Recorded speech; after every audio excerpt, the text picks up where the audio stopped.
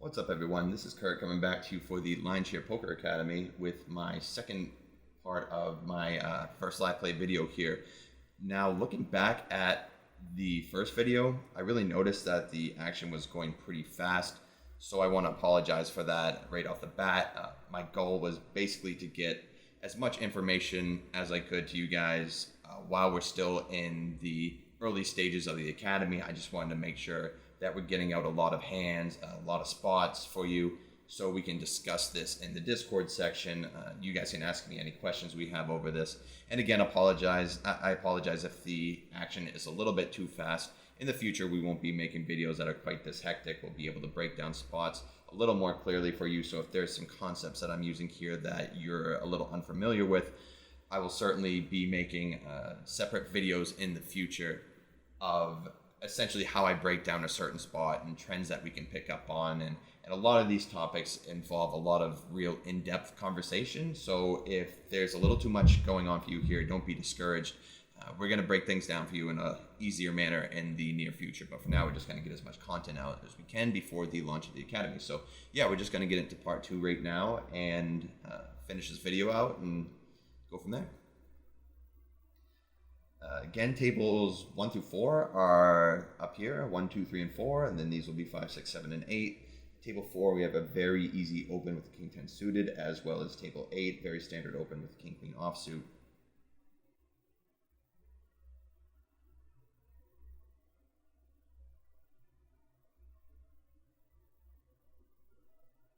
In table 4, this is a really bad board for our range, and then us being in a pot with 3 other players, our c-betting range is going to go down dramatically anyway, so that combined with the fact that this board is pretty bad for us, we're just going to be checking the majority of our range here, especially with a hand that misses this board so badly.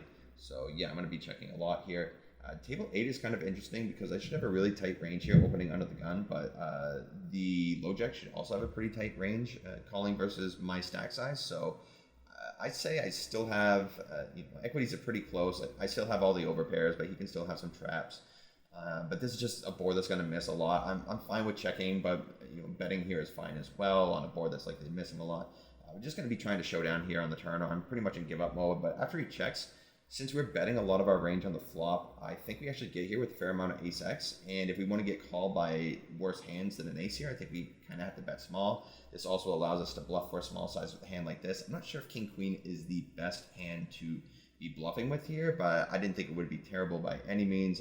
I think maybe giving up would be fine there, but at the same time, I think maybe block betting there is also pretty good. Yeah, even if he's floating a hand like queen-jack suited, he's probably going to bluff. Like, we're beating that hand, but he's going to bluff the river, and we're just not going to be able to call. So I guess for that reason, I don't really mind bluffing it that much. Table 2, very easy all-in with the ace-10. We end up running into the ace-jack, so no biggie there. Table 8, the only answer here, 20 big blinds effective is to 3-bet jam. In table 6, we're going to open up a little less than 30 big stack from the hijack with the ace-8 off. We get called in 3 spots. Again, this is a pretty dry board, but when there's 3 opponents in the hand, our c-betting frequency is always going to go down. This hand obviously misses quite a bit anyway. I think I'm going to be checking if this gets to me. And then facing a bet here by a weaker player, I mean, this just shouldn't be a thing at all. He should be checking his whole range here, so when he bets, this either tells me he has some sort of a draw or he has 9 or 3. So, I mean, obviously a very easy fold with this hand, but I would also proceed with caution with hands that might be a little closer here, say like pocket 7s. I think we'd probably still have to peel pocket 7s for the ace, the rare ace-3 or ace-deuce he could be leading here, but would certainly be giving up on future streets. This is just, a play like this is just far more weighted towards value than it is anything else. This is just not a play you should be seeing or doing. Table 3, I believe I folded here because this is a bigger size and we're not that deep, but the fact that we have them covered and this is a bounty, it should incentivize us to really continue here more. So I think I'd make a bit of a mistake even versus a larger size 3-bet here. It's really essential to, especially when you have hands that can flop very strongly and potentially get stacks in, and we have the guy covered playing for a bounty. This is something we're going to want to aim to do. quite frequently in these tournaments. Table 7 checked around the whole way. We just completed the small blind, and we could bet here on the river, but we want to keep some stronger hands in our check calling range as well, just so we are not just check folding everything. So yeah, we end up winning anyway with the Queen 10. I'm fine with maybe a block bet on the river, could be fine, but checking is fine as well. Table 4, we called versus middle position open in the big blind with the Jack 9. We check called versus a pretty small c-bet size. This is a board that's actually really good for him, but considering we have 2 overcards, backdoor straight draw, backdoor flush draw, I think for the small size we still have to call here. And when the turn goes check check, we get to the river. This king is actually a pretty good card for his range, which means we shouldn't be betting it too often, but we're obviously going to have some bluffs that we need to bet, and then we're going to have some value that we want to bet here too. We're going to want to bet some of our flushes. We're going to want to bet some of our, let's say our king X with clubs that ended up calling, or even like a bear king queen might be able to call to a very small c bet like that. So we're going to have some king X we want to bet. We're going to have some flushes we want to bet. And then with a hand like Jack 9 high, it's the very bottom of our range. So when we get in a spot like that, it's a very easy bluff. We could have potentially even gone for a bigger size there, but I'm fine with pot. And table 8, we're going to ISO versus the early position limp. Very standard. Open up the ace queen on table 2. And table 1, there might be a little bit of a check-in frequency here, but this board is still going to hit us pretty well. And I also don't think a weaker player is going to defend appropriately versus the smaller c-bet size, so we're just going to bet pretty high frequency when we're playing against weaker players on most boards. And table 6, we're going to 3-bet the pocket jacks. I was deliberating between the just jamming or 3-betting, and I think when button has around a 45% opening range, pocket jacks is just going to be so strong in that spot. So I think jamming would be a little bit of a mistake. We're just too strong here. So raising to either play a flop or raising to get him to 4-bet jam worse, I think is actually a better play here. Table 8's really close. I remember I folded, but I think this is actually really close. In general, I think people are really tight here in the big blind with their jamming ranges, so folding a little tighter isn't that bad. That being said, this hand might still fall into the call range. Really unsure about that. I'll have to look at that a little later. And table 2 is kind of close here. We're 25 bigs effective, but when you equate the bounty, we're closer to, I'd say 19, 18 big blinds. So when we're at that stack size, I think we just have to stack off with ace queen in this position. Even though positions are really tight, I still think ace queen is a little too strong to be doing anything. But jamming, I think calling's a little too weak. Our hand's strong enough to play for chips. He can still have jacks, 10s, 9s, maybe the occasional ace jack that he's priced himself into, some king queen suited. So I don't think we get it in so dead. I think it's pretty standard to be just jamming there. Just happen to run into a better hand. Table 8, we open up the king 8 suited, very standard, and versus a very short stack here on a really dry board. This is going to be a good board for our range. He's going to have trouble defending for a very small size when he's this short stacked. So I think we can just bet small at very high frequency and see a pretty big profit here. And we get the fold. Gonna open up the aces on table 1. Likely to be defended versus an open on table 3.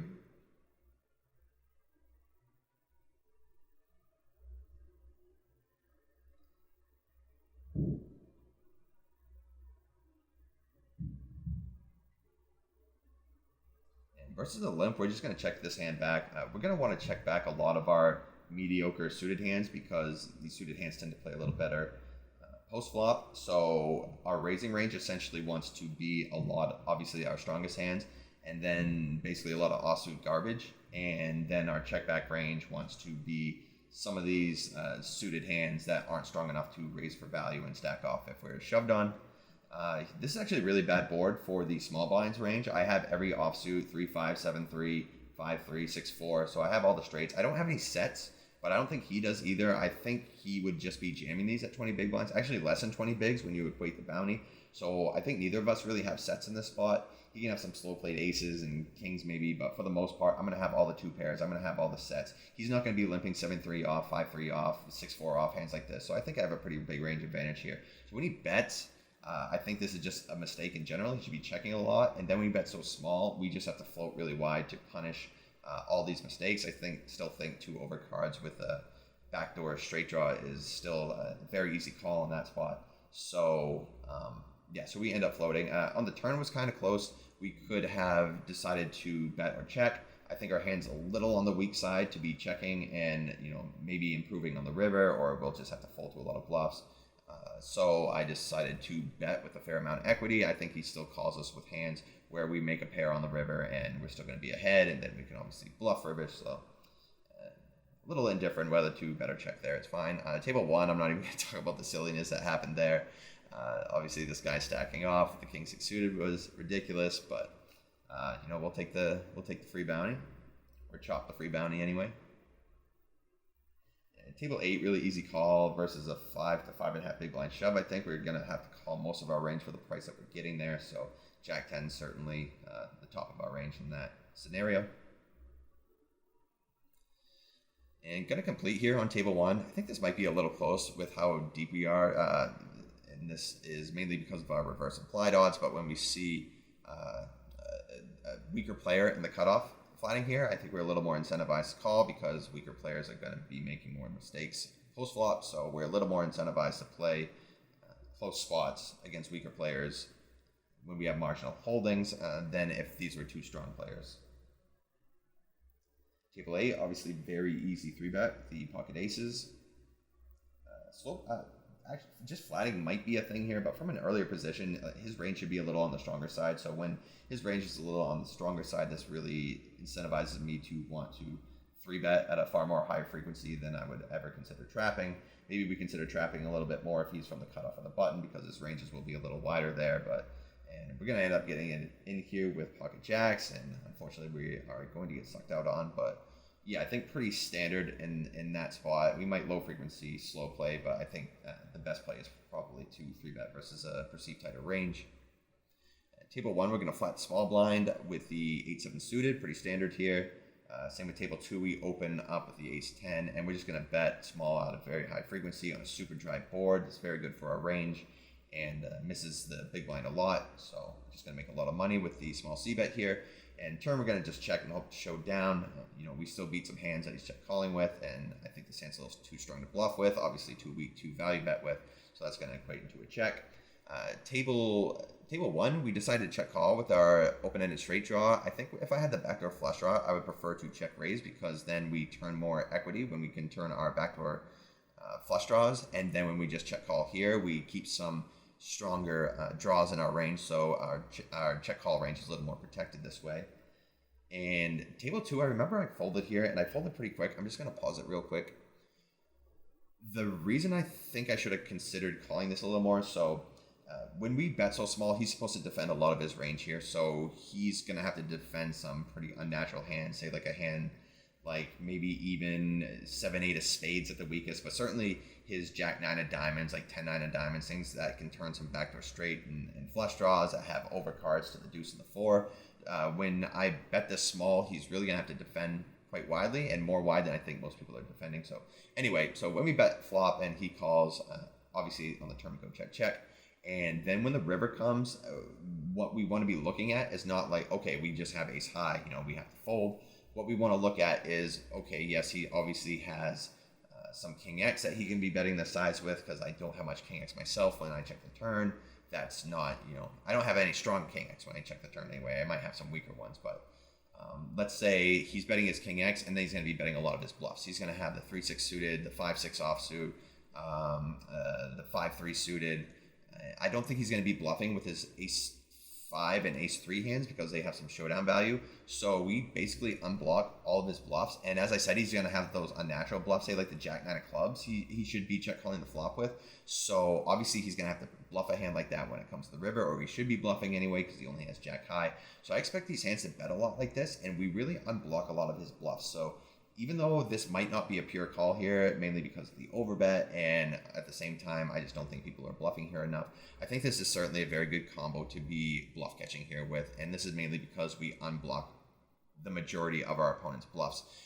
And we also unblock all of the, or we don't block any of the backdoor flush draw combos that he should be calling with, because we have the hearts here. He's obviously not check calling any heart combos, so we even unblock all of his flush draws as well. So this hand is actually a really good candidate for a call. I wish I would have considered it a little more, but looking back at this, it's good to review these hands and see spots where you may have really overlooked a certain spot. So, and we'll talk about this in future videos as well. If the blockers talk is a little unfamiliar to some of you, it's not a super complicated topic, but certainly one that could warrant its own discussion. We'll be sure to make sure we have one of those in the future. That will go along with some other theory videos I'm hoping to introduce to the Academy as well. So again, things won't always be as hectic as we're seeing in this video here. And hopefully I won't have to rush through so many of my thought processes while I'm speaking. This has been quite a challenge to keep up with all these tables and give you guys proper analysis. And table 8, this folds to us. We have a very easy jam with the pocket 2, 7.5 big blinds. Going to be obviously jamming all of our pairs here. We're going to have to jam pretty wide, late position when we're so short.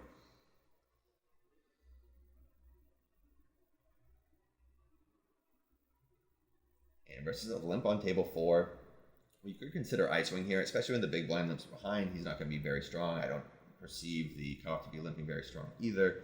But it's also fine to have some ace-x hands in our check-back range here. I think it's really fine to do either or. We can isolate here and just mainly take the pot down, or we can check back and still make sure that we have some ace-x in our range so that when the board comes ace high as this, we're going to be able to defend our big blind. And table 1, I think I have this player marked incorrectly. I have him tagged recreational, but his stats look more like he's a competent player. So if this was a recreational, I would probably look to maybe 3-bet here to isolate a weaker player in position. But in standard terms, I think this is basically right on the cusp of folding here. So I'm actually okay with the fold. Jeremy could have ended up betting, but I decided to check as well. I think it's really kind of close between betting and checking. I'm certainly fine with either or. Once it gets to the river, I'm kind of in the same situation. I think there's just, these players have a lot of crap, so I think there's some incentive to checking, while at the same time, I'm not seeing a whole lot that I'm getting called by if I end up betting. So I think either betting small or checking there are both kind of fine. The spots are really kind of odd when you have people limping super wide ranges there and you're going multi-way. Like, these spots are still pretty difficult to really pinpoint, so. And table 4 now, I'm deliberating between squeezing and calling. I think squeezing is slightly better here. I would argue a little more for a call if we were suited, because our hand plays a little better multi-way, especially when we're out of position. We want hands that are going to be playing pretty well post-flop, while the king-queen offsuit plays a little worse and blocks the top of our opener's range. So I think this makes a pretty good candidate for pretty high-frequency 3-bet. And this is a board that we're going to crush. We can bet this board always for a really small size, and the defender is going to have a really difficult time calling. So we're going to bet small on the flop and then reevaluate depending on whether or not he calls the turn. And we get to fold and just betting 20% on the pot, which is great. That bet only needs to work 1 out of 6 times for it to be profitable. So I think we're going to end up winning a lot more than that, especially on that board texture. And table 8, I think this is, pocket 8s is, I think, a really easy jam. I think 7s is still pretty much a snap jam. I think it gets close with pocket 6s, but I still think it's pretty standard to get in pocket 7s for 16 bigs in these positions. And we end up getting lucky. And table 4, we're going to open up if this folds to us. And table 6, you could usually mix here, but versus people who aren't isolating enough, I think it's better just to open raise here for a little bit of an exploitative size, $11 or $5 tournament. I don't think people are going to exploit me here. And versus an open on table 4, we can elect to 3-bet or call. I think I slightly prefer 3-bet, as again, this hand doesn't play as well when we call post-flop. We are still open to be getting squeezed here. Our hand blocks, close to the top of our opponent's opening range, so we get, he might fold here with a hand like ace-jack offsuit, although that might be a little close. But yeah, it's kind of one of those spots where it's fine to call, it's fine to raise. You probably want to mix a little bit between the two options. In table 3, I was checking to see how many chips our opponent has. I think he has around, when you equate the bounty in, he only has around 7 to 7.5 big blinds. And for that stack size, I think any Queen X is going to be a shove there. And then when adding the bounty factor on top of it, if you think a spot is close, I think you should just be going for it more often than not. These bounties are really important to pick up. A lot of the prize pool is made up of these bounties, so being a little more aggressive when you have somebody covered is likely going to be a pretty logical decision here. And now on table 3, we have the option to either 3-bet or call pre-flop versus an early position open. With a weaker player in the big blind, I elect to call because I want to entice him to come into the pot when we have a hand that plays pretty well post-flop. We decided to check back here. This is the bottom of our ace-x range, so I don't mind protecting our range by checking some of our worst ace-x's here and playing later streets, either picking up bluffs or saving money when our opponents end up having better hands here. We also have backdoor flush draws, so we're able to call even more easily if we are able to turn a little more equity with a heart. That being said, this is still a really easy call here. I think I slightly contemplated raising versus such a small size. He can have a lot of Jack 10, Queen Jack, weaker ace X's when he makes it the small size. I just think he's going to be weighted a little more towards weaker hands, but we're also pretty weak ourselves. We're not pumped. I don't see a whole lot of value we're going to be getting when we raise here. Maybe he calls with King Queen, Jack 10, something like that, but unlikely also. And then we keep his weaker ranges and weaker hands in his range as well by just calling. And we ended up winning there. I think I instantly ended up marking him recreational because I saw his starting hand, which I believe was the 10-9 offsuit, which is just a terrible open from that spot. His bet on the turn, obviously, with that hand is fine, but it's just a hand that he should not have been involved with in the first place. So, yeah, we're just marking him as recreational now. Table 5, it's close, but I think we can defend versus a min raise here with the 4-3 offsuit. Table 3, we're going to be high frequency c-betting this flop. These paired boards, especially the higher the pair, the more difficult it's going to be for the big blind to defend such a wide range against. So I'm going to be betting here very small at high frequency quite often. Table 5, we're just going to check call. We could low frequency check raise with a hand like this, but the main play is going to be just check call. Table 2, we end up jamming the 13 big stack. Again, when you equate the bounties there, it's a little smaller than 13 bigs. I think it's probably closer to 8 or 9, so that's going to equate to me just open shoving my entire range. And table 5, when turn goes check check, I believe I basically have the nuts here. Like, he should have some stronger hands. He should have some Jack 8, 10, 8 in his range sometimes. Maybe not at the stack depth, but in general, I don't think people are slow playing here enough anyway, even if they're supposed to be. That being said, I think we can actually overbet there if our hand is essentially the nuts. But on the flip side, I do think he's probably going to be weaker there than he normally would be. So even though the higher EV play might be to overbet in a spot like that, I think our opponent is a little on the weaker side, and I think we maybe get a few more crying calls if we bet for the 3/4 size as opposed to the overbet size. And again, I notice that I'm missing some hands here, so definitely feel free to ask any questions over hands that I missed or hands that we talked about that maybe I wasn't so clear or thorough about. Again, it's been quite a challenge just to keep up with all of these tables, and in the future, we will not be this helter-skelter with all the action. We'll be able to break things down for you guys and in a more concise way. We're going to be able to discuss these live with the seminars that we're going to be doing. So, another thing I'm very excited for in the future, really excited to do the live play seminars or just going over hand history. There's a lot of stuff we have planned for you guys in the future, and I'm pretty excited, to tell you the truth, to be bringing this to you guys. I think that our next video is probably going to be something a little more theory-based, just to change it up a little. Maybe something that will actually help out some of the beginner players as well as the more advanced players that we might have on.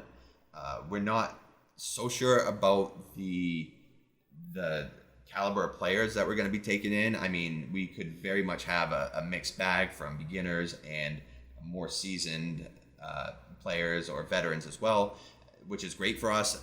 I'm excited to take on, both people who are just starting with the game, just starting to study for the first time. I'm happy to do that, as well as maybe help some people who are looking to further their game. They're already slight winning players, but they want to be a little bit more of a winning player than they already are. So I'm very excited to work with both of these player types. I think we're going to turn all you guys into winning players here. Got a lot of fun stuff open for the future. And yeah, just really excited about the future of the Lionshare Poker Academy. And we're glad to have you guys here. And again, any feedback or commentary you guys have about what kind of content you want us to bring you, or anything I can do to make your overall viewing experience a little more pleasurable, just let me know in the Discord section. We're there all the time. So again, we're open to any feedback you guys may have. So for now, this is Kurt signing off for the Lionshare Poker Academy, and I'll catch you guys in the next video. See ya.